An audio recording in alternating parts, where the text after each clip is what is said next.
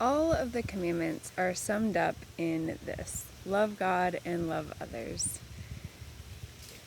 Oftentimes within Christian circles, we think of that as if we love God and love others, then we will naturally obey all of the commandments.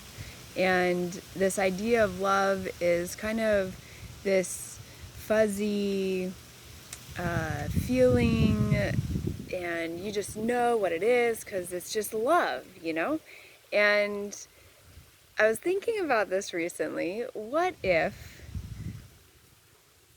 the summary of love God and love others, like that summarizing the Ten Commandments, is actually saying that it is the summary of the Ten Commandments, and by, or like all the commands, not just the Ten Commandments included.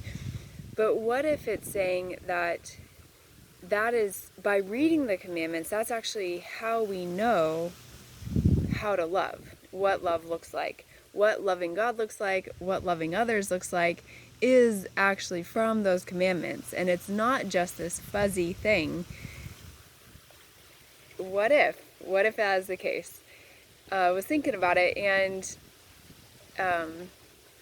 I suspect that that's how it is. So there's also this verse that Jesus says where he says, if you love me, you obey my commandments, my commands. And with that, there's two sides to it, really. Like, I think if we love God, we'll want to obey his commands, and we'll be interested in what he tells us to do. We'll want to follow them. And the flip side of that is, if we love God, we'll naturally obey his commands because the Holy Spirit is in us and he helps us with that. God gives us the grace to obey his commands.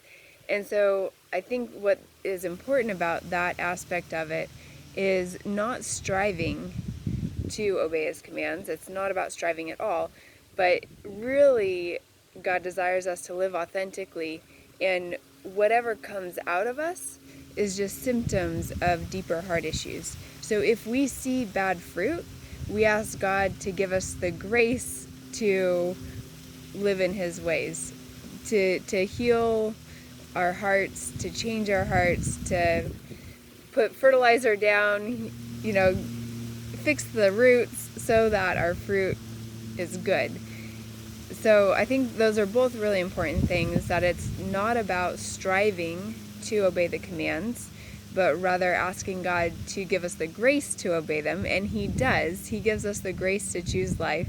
And also, if we love God, then we will desire to obey his commands. And this idea of loving God, loving others sums up all the commands. It's really not this fuzzy feeling of love and who knows what it actually means. It's just this, goodwill and intention and that type of thing. But the commands actually tell us what that looks like. And so we have practical instruction of what it looks like to love God, what it looks like to love each other. And it's kind of also like if a friend were to say, if you were to do this, I would feel really loved.